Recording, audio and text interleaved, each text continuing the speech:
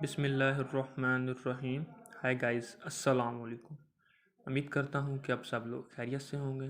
आज की इस वीडियो में मैं आपको बताऊँगा नोकिया 225 मोबाइल को रिस्टोर किस तरह किया जाता है।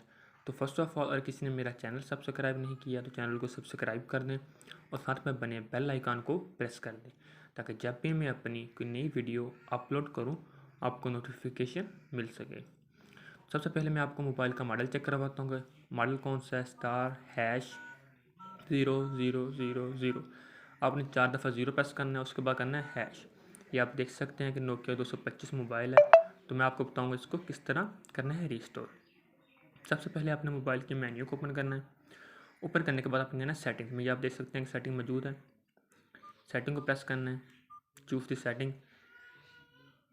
नंबर फर्स्ट पे है कनेक्टिविटी, फिर है tone setting, display setting, profile, फिर है डेट एंड टाइम, उसके बाद है बैकअप, फिर है कॉल सेटिंग, फिर है फ़ोन सेटिंग, उसके बाद है कॉस्ट सेटिंग, उसके बाद है सिक्योरिटी सेटिंग, उसके बाद फीडबैक टू नोकिया, उसके बाद है रीसेट फैक्ट्री सेटिंग।